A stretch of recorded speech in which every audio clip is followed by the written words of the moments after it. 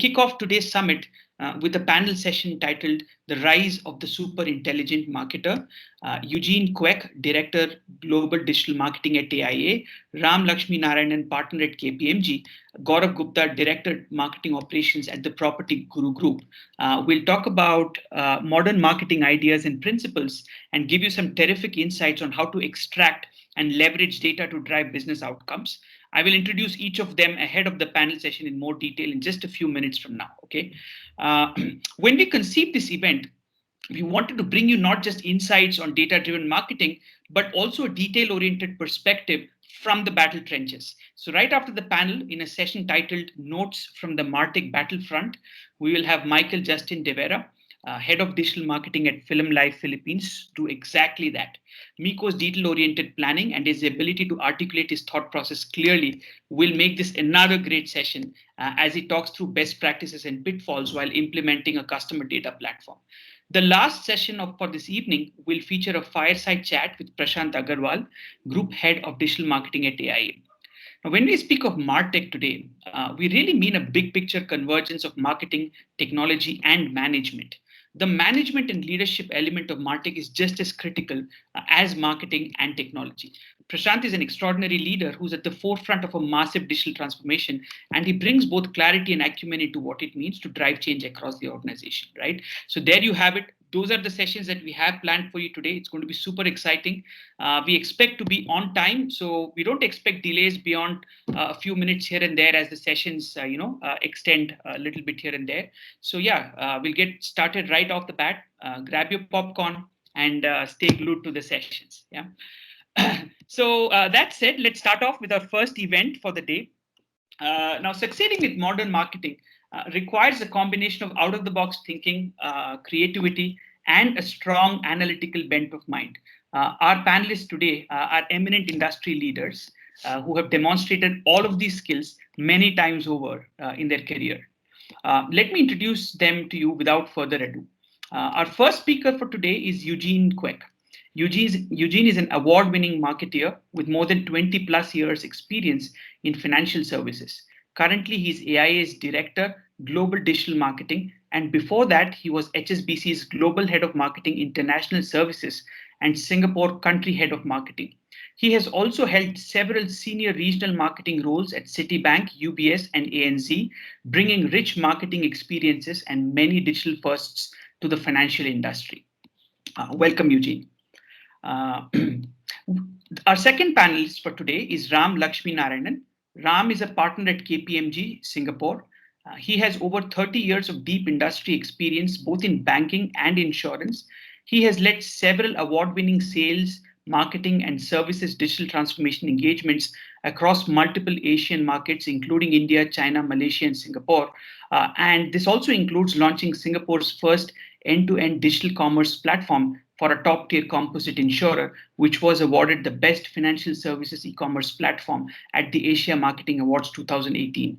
Ram's deep MarTech expertise, especially in cutting-edge technologies like customer data platforms, make him an incredibly valuable and insightful speaker for today. So that's Ram, and we round off today's elite panel with Gaurav Gupta. Is he in? I'm not sure if Gigi is in already. I hope he's in. He was running a few minutes late. Gaurav Gupta, or Gigi, as he goes by, is the Director of Marketing Operations at PropertyGuru Group. Oh yeah, see, Gigi is in already. Wonderful. Prior to this, he led the omnichannel marketing practice at Circles, promising to engage users with smarter messaging at most opportune moments. His 16 plus years of industry experience comprises performance marketing at leading global media agencies combined with in-house business experience. He's an entrepreneur. He loves exchanging ideas on marketing innovations. And knowing Gigi, if you ask Gigi what's his secret sauce for being successful in digital marketing, his response is going to be to always question what people say is the norm. The industry is far too nascent to conform to any, he would say. Welcome to you, Gigi. Welcome, Eugene. Welcome, Ram. A very warm welcome to the panel titled Rise of Marketing. Good to be here, Subra. Thank you so much for inviting.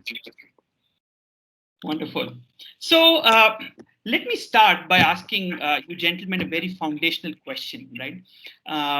What stands out in modern marketing is really the ability to effectively collect, organize, and then use customer data, right? So I would love to sort of hear from each of you, in terms of what kind of insights do you try to extract and leverage from customer data in the context of your business, and how do you sort of use this to drive business outcomes? Eugene, I would love for you to sort of go first here. Yeah, thanks, Subra. So the interesting piece is that the consumer journey has really changed quite a fair bit.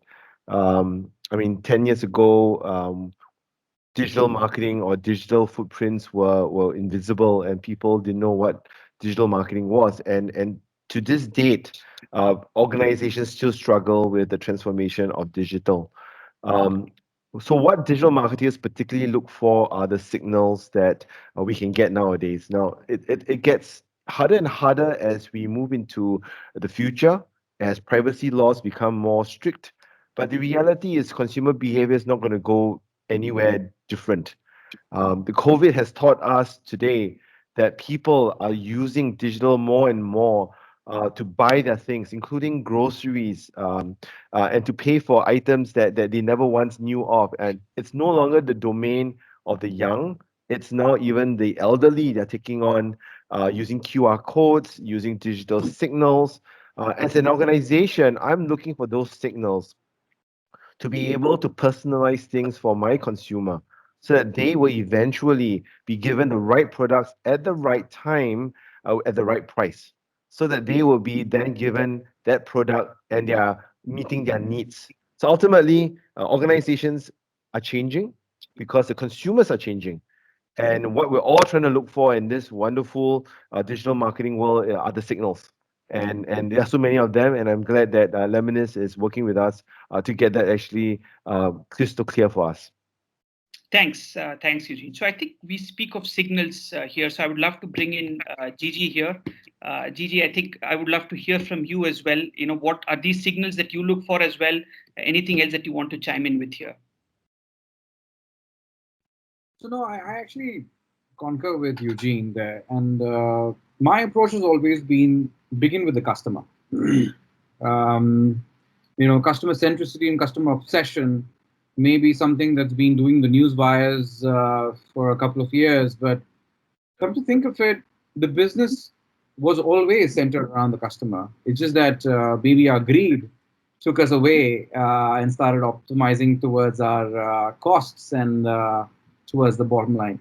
Now, I think the signals that I look out for has to start with customer.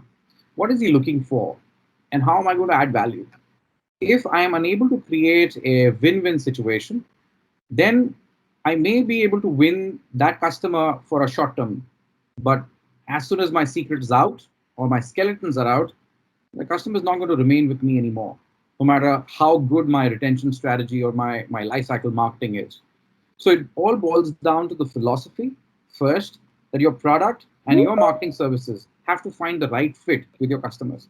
But let's keep that aside and take that for granted. That's something which we already have resolved for. Then comes, what are those signals which is going to help us identify the right customer to be able to offer and create that win-win sort of a bond. And those signals are essentially, and not so surprisingly, are driven by the customer behavior himself.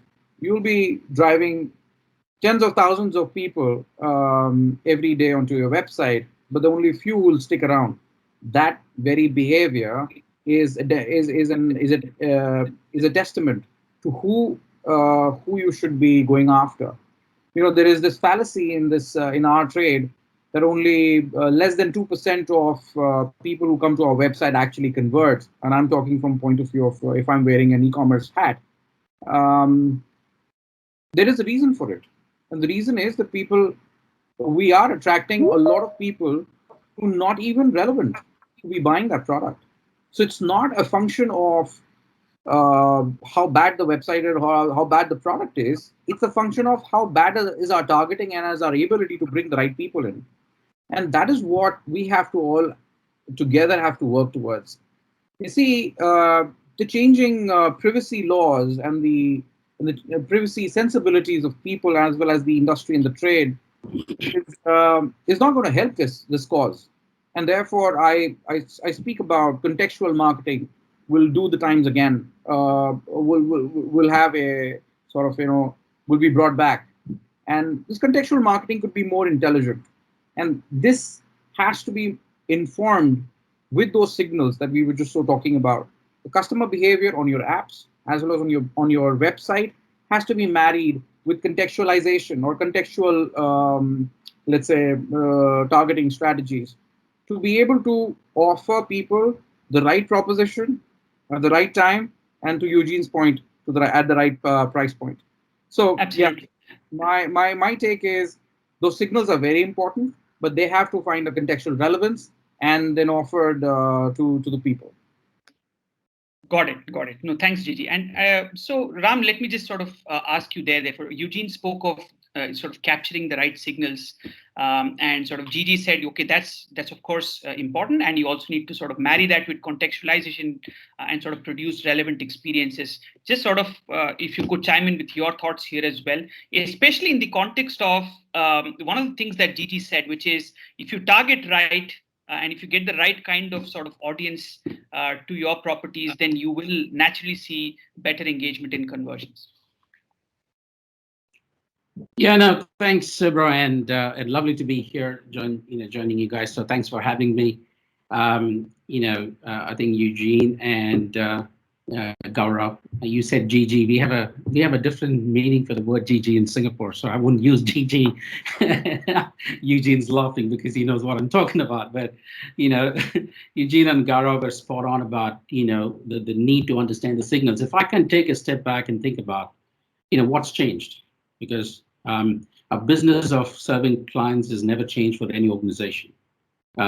Products are the way our clients experience our products, and that's very important. It's in the end of the day, our product determines who we are to our clients, and marketing's role has always been around ensuring that you present it in the right way to the client in order for them to experience that. I think what's changed for us is around the fact that consumers have gone digital, consumers have gone virtual, and what do we mean by that is because the way they can experience your product in terms of how they get it has gone digital, and that's gone significantly digital, and there's an acceleration towards that.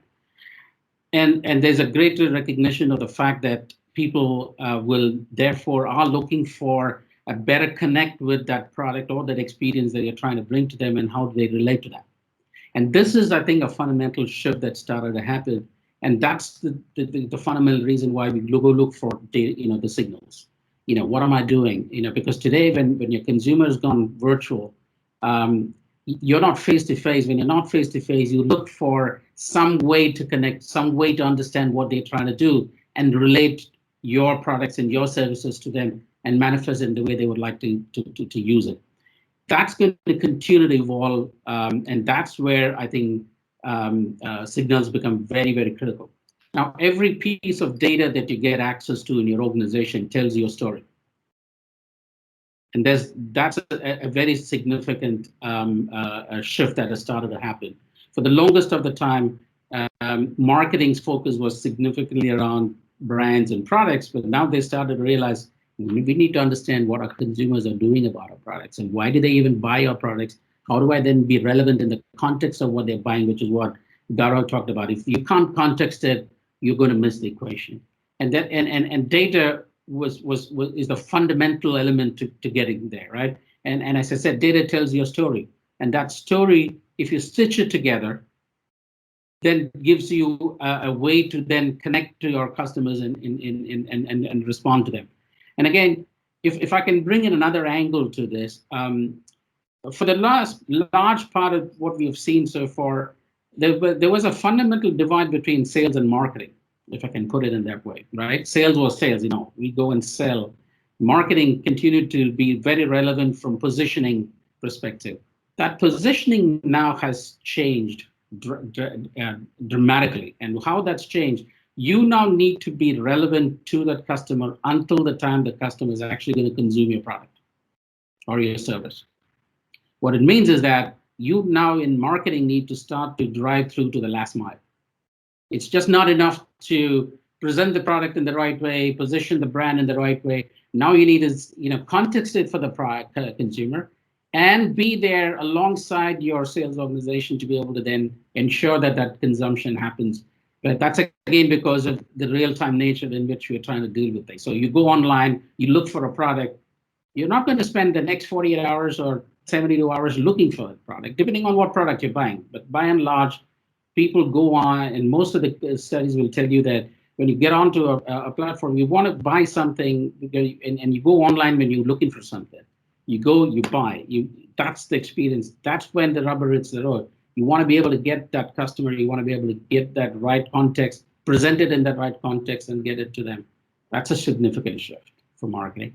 Data brings that together. Signals bring it together, and our ability to pull it together and present it and using it in the right way gets you that outcome that you're looking for. And in that context is where we are now starting to see MarTech platforms and others now morphing more and more towards, understanding that customer data, but from a marketer's perspective. Fantastic. So I think just if I were to very quickly sort of summarize everybody's responses, I think Eugene, you spoke of getting the right signals, being able to capture that. Gigi, you added this element of contextualization or personalization, if I dare call it, adding one more piece of jargon there. And I think, Ram, what I heard you say is, not just this, but I think two other things is it's not just about the contextualization also has to evolve during the buying journey, sort of to continuously reflect what the customer is probably interested in at that point in time, and potentially even after the transaction is done, I would argue, right? So therefore, and I think all three of you really touched upon the notion of using data to create insights, and I would really like to sort of jump into that at the next level now. Ram, I will stick with you, and I would love to hear your perspective and then sort of work my way back. Because I do know that you've had so much experiences with people and process transformation as well, and I think one of the things I've seen is that successful organizations that are really successful in implementing these kind of transformations, are actually very people-led, right? So they have been able to decentralize the process of intelligence creation, if I call it that, right? And at some level, you could also talk of things like democratization of data and sort of really putting it in the hands of all people and encouraging them to use this insight. So what is the key to getting this right? Because I think ultimately, if there is a culture of experimentation, if there's a culture of data and insight production, then I think other things sort of fall into place. So what's the key according to you? If have to be brutally honest, I would say the marketers have to reimagine their game. You have to get out of your comfort zone and get on to understand data. A lot of the marketers don't understand data. And I think that's a big shift that I'm starting to see now. More and more organizations are embedding that skill within their organization. There's a distinction between using data scientists to come up with some analysis and using that to then frame your story. What I think will make a big shift, and the organization that are making that successful shift are embedding that knowledge within that. So today, if you're a marketer, your core skill has got to be that you understand data. You understand how to use the data. You know how to then create the story with the data and be able to leverage it. It's going to become a critical skill that you need to think in terms of. And that transition and that transformation from a people perspective is the cornerstone for success from a marketer's perspective to make that work. For the other important change that we're starting to see, and that again is still in many organizations, it remains a big of a challenge, is that data is spread all over the place. You don't have, in most cases, have the luxury. Some of the new age organizations have tackled it right up front, and they are the ones who are now demonstrating to the rest of the world that how data can bring about a difference. But if you go back, there's a lot of those incumbent organizations struggle with that because the data is spread all over the place. That the sheer effort of being able to bring that together has always been the challenge. So, and again, until we saw the evolution of CDP to where it is today, that remained the biggest of the challenge. I think that's where I would again now see that the ability to take control of the data, being able to pull all of that together, augmenting that is going to become very significant for them to be successful. And I think those are very important aspects to think about. And I would encourage organizations not to go in and do these things if you're not ready for those type of changes, because what then becomes is just an exercise. And you can also go and claim that, hey, by the way, we've done this. You really have not done it if you've not embedded it into your own organization. So that's what I have seen. The ones that have been a little bit successful in this are the ones who have adopted that quite successful. Got it. I do agree. I think you spoke of three things there. First is probably a mindset change, and then sort of committing, if I can call it that, committing to the whole initiative, and then take control of your data, because that's really the starting point. Eugene, I would love to sort of hear from you here. I know that you're sort of really doing a lot of this on the ground, and sort of of course, commitment is something that I've seen in ample at AIA. And so what do you think are sort of the keys from your perspective? So data can be seen in many ways, and it's a double-edged sword, right? When we get data, it can be interpreted as positive or negative, and you can go down a different strategy or a different route, unfortunately, right? And sometimes it works, sometimes it doesn't. And that's the key to it, right? Being flexible and agile enough to be able to change and test and learn. Many organizations are not ready for that. They're structured in such a way where their people are not ready to take on new things, or the risk of failure is there. Therefore, to them, failure is a taboo. And in Asia, it's a very common thing, right? I will not fail, I will succeed. And because of that, organizations need to start changing the way we look at test and learns, being able to take on things that they never once thought they could, because today, what we're doing today may be invalid tomorrow. The data that comes into us may not work tomorrow. So it's a constant flux that people need to get used to, rather than consistency, which I think in a digital world it doesn't exist. And I like to bring out to another point here. There's a saying that we do digital marketing, and I remember 10 years ago, everyone had a digital name in their name card. Organizations were basically making so much money, they did a .com behind their name, and suddenly the share price went up by 20, 30 times, right? The reality is changing the name and putting it digital does not make us digital. And we do need to understand that there is a structural change that needs to happen all the way through from top to bottom. Leadership has to embrace digital change. Leadership needs to understand the consumer shift that's happening. It's a tidal wave that's not going to go away. Number two, we also need to make sure that we are able to train our people properly. Ram brought up a very good point. People are not trained. The digital marketeers believe that doing the same thing over and over again will give us the same result. We have to think outside the box constantly, and that's what digital marketeers love to do. It's about changing the way we see a problem and thinking another way. And if it fails, it doesn't matter, pick yourself up and do it again. So that mentality, that psychology, that grit is required to be truly successful, as opposed to a cosmetic, and that's important. Absolutely. No, I think that element of training that you touched upon is I fully agree. That's so critical. And in fact, maybe on that note, I will ask Gigi to chime in here. I know, Gigi, you've really seen so many people come through the ranks here in your teams in the past, right? And I know that you are personally very passionate about digital marketing in general, and so I do see you sort of emphasize training a lot. So let me just sort of ask you there, the sort of elements of training that you think are relevant, and anything else you would want to add in this context. I think, well, I completely agree with what Ram and Eugene have pointed, and those by no means are less important. But I believe it needs to start with need. The need of the organization has to define how the top management is going to behave. That sometimes is dictated by the vision. If COVID would have not been a reality, do you think 70% of the organizations would have even woken up towards digital transformation? Perhaps not. So do we want to leave it to chance? So it all goes back to vision. The vision would define their need, and therefore that need should define whether there'll be a top-down diktat.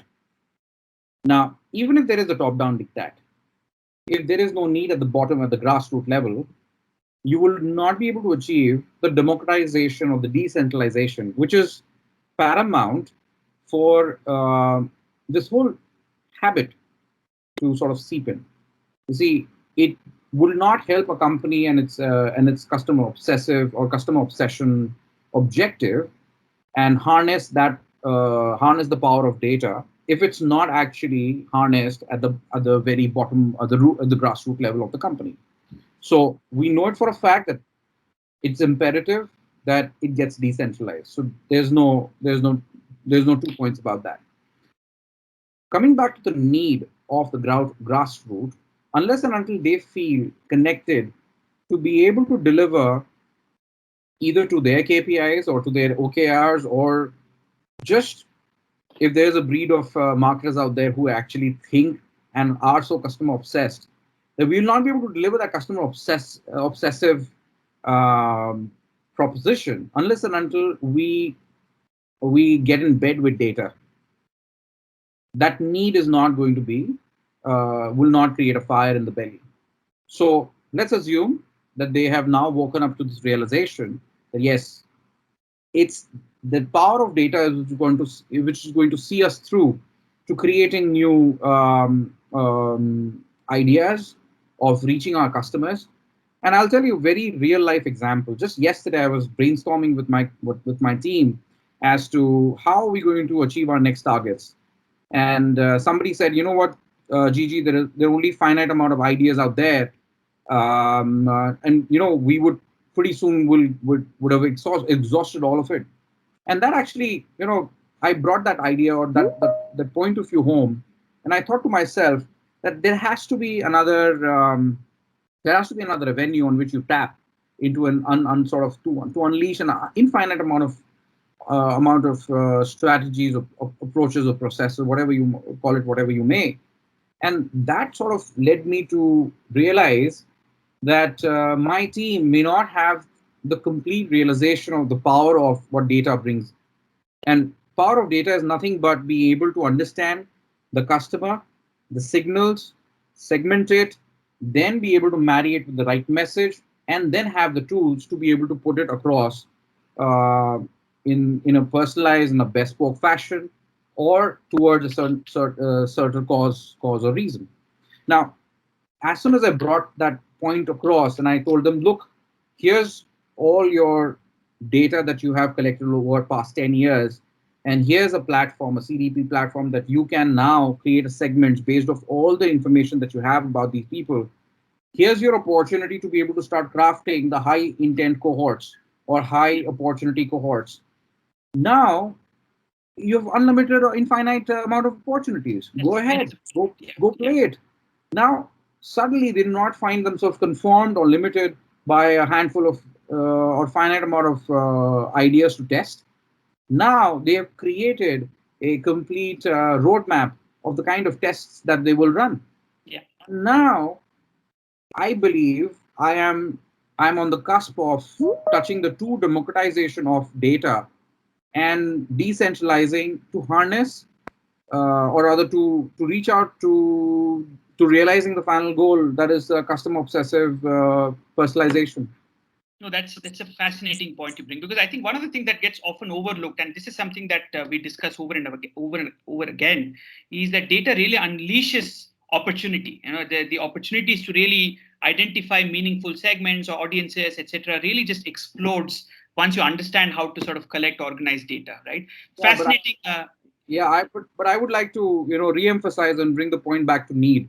The need has to be there from the company, from top down, to understand, and then therefore have a clear mandate to be able to have a structured data collection strategy. And the need has to be realized or informed or discovered right at the grassroots level.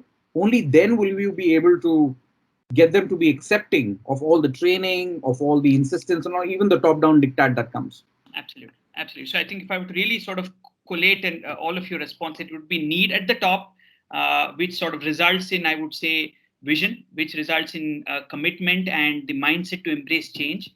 And then as you sort of practically execute on the ground, the two things that I heard, one is sort of get used to failure or flux, which is what Eugene was saying. And then, of course, the training element, which sort of all of us touched upon as well. Yeah, so wonderful sort of responses there. So let's just sort of shift gears and sort of ask, because I think no conversation on intelligent marketing is really complete, I would say, without a reference to ML or AI, right? And I think all of us can agree that there is a lot of mischaracterization of these terms today. In fact, I think we've all seen the running memes on what AI looks like in a VC deck versus the Excel file analysis that it actually is, right? So I think as leaders, when you think of technologies like AI, ML, which are sort of, often nebulous in its possibilities, but also if used correctly can really take things to the next level, how do you focus the discussion and sort of decision making around something like this? Eugene, maybe you could jump in. I'll go to Ram after that and India after that. Sure, sure.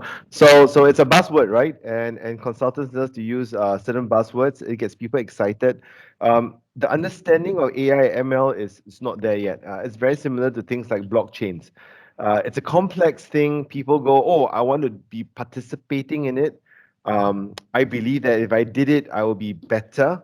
The reality is you need to really look at what it does for you, right? And a lot of technology actually isn't where we want it to be even today. We're still far away from the Terminator sort of technology where we got robots doing things for us, etc.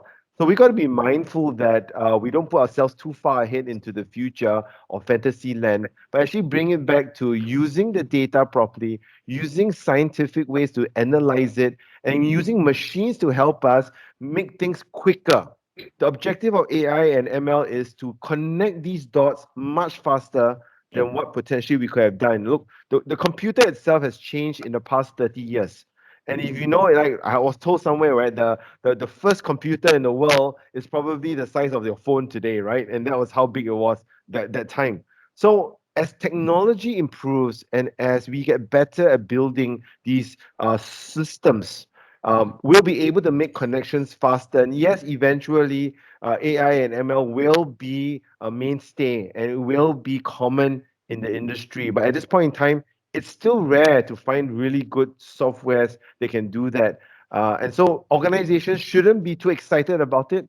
They should go back to the basics and ask ourselves like what Gigi is talking about. Why do we need this? Are we ready for this? Are we structured enough ready for this before we're thinking about an AI or ML can really help us accelerate? That's going to come a bit later. Absolutely. No, I certainly agree with you on that. And I think, if I may say, there was a veiled swipe at you, Ram, because he said consultants use these buzzwords. So I leave it to you to defend that element and sort of bring in your perspective there. Thank you, Subra. I probably would say that we take cue from the likes of you guys who kind of with your products and then try to tell us that that's what the service should be. So maybe we are hand in hand on that one. Yeah. But look, I think Eugene's spot on in the sense that it still is early days when it comes to the application of AI and machine learning.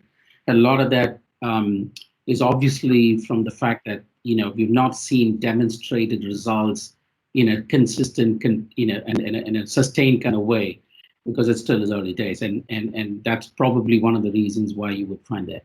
The other impediment to using AI or machine learning has been, again, I go back to the point I make about access to data, and that's not easy for for a lot of the organizations. Understand the fact that if you for any good AI ML platform to generate a more accurate set of outcomes, it has to be trained on a significant set of data before it actually starts to generate value. So again, it does take time, and the last thing that marketing people have is time, and they're asked to kind of put it out there.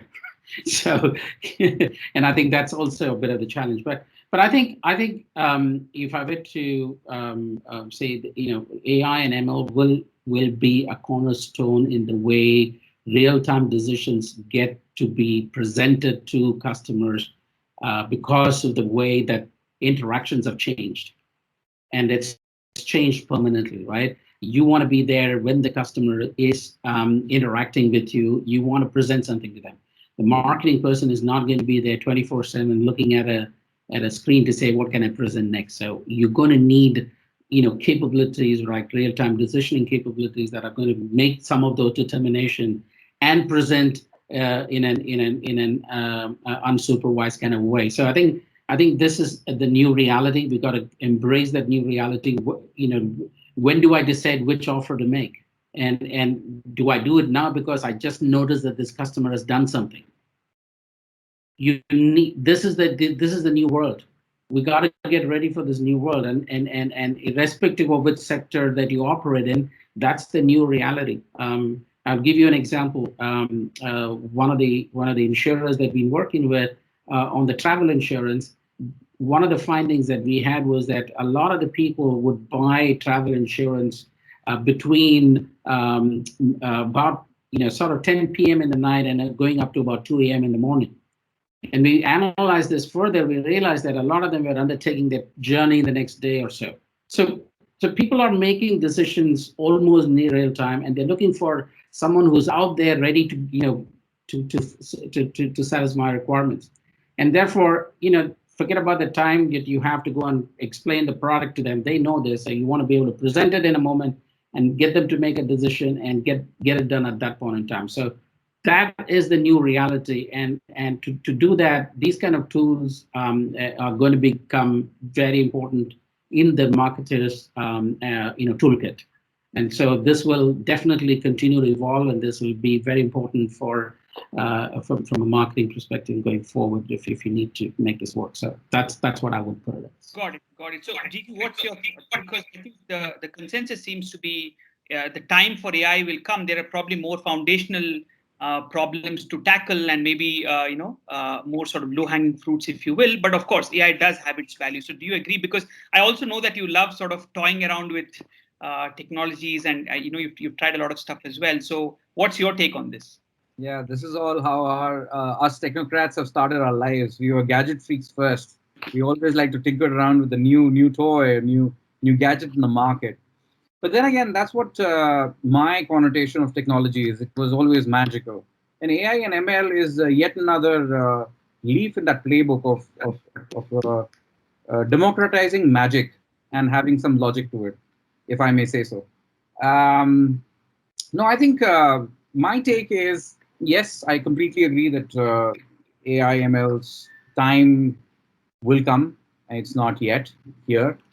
I also acknowledge that both AI and ML are highly dependent upon data in retrospect. And going back to your previous question, and Eugene was Ram was bringing upon points that the data is so scattered that people have not even figured out where the data resides, let alone bringing it together, or let alone using it or democratizing it. And I'll add one more, let alone even feeding it to an AI or ML engine, right? Now, that means you have to start now to be able to realize your AI ML use cases, maybe in the future to come, to be able to just walk pace with the industry. And if you were to delay it any further, that means you already are that much behind.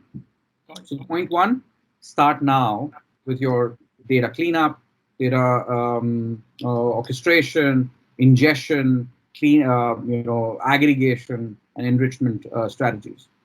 The second point is, I am also going to recognize that there are some people or some companies who have already taken a few strides in AI and ML, have created various nifty products. I'd say self-driving cars is a very good example, which will become real pretty soon, right?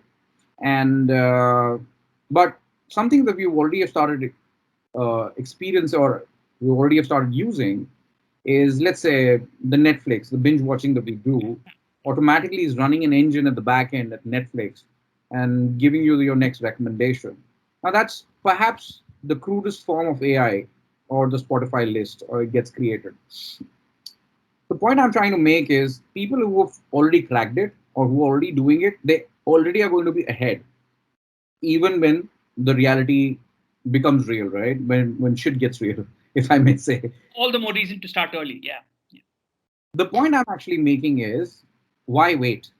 While you're collecting your data and making it robust to be able to do it yourself, maybe in sometime in the future, the hack self, or my hustle self, or my hacking self, essentially says, let's leverage these people. Let's just ride on the coattails of these people who already have cracked it, and start extracting value out of AI and ML that these guys are already doing. Take, for example, yours, Lemnisk. You've got Ramanujan. You've got your AI platform. When we ran some use cases, we could already extract some learnings out of it. And while we were still sort of figuring out our user journey orchestration across channels, you or your team offered essentially saying, hey, why don't you just throw us all the content? We're going to churn it out of Ramanujan. In about 3 months' time, I could already see that we could get 20% higher open rates or higher click rates, just because we decided to take a leap of faith and put it into an AI ML black box of sorts. So look, there is a leap of faith that you guys can take.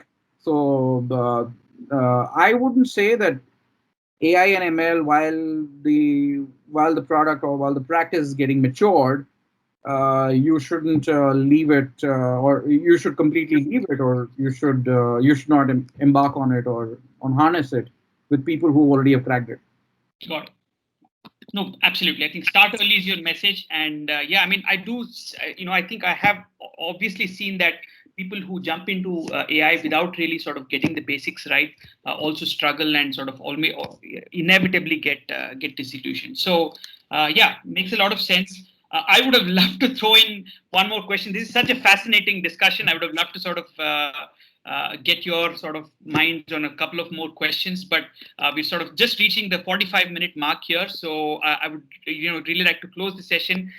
Thank you so much, gentlemen. It was an incredibly insightful session. I think I really enjoyed speaking with you, as I'm sure the audience did as well. So thanks a lot for your time, and thank you for joining today. Thank you very much. Appreciate it.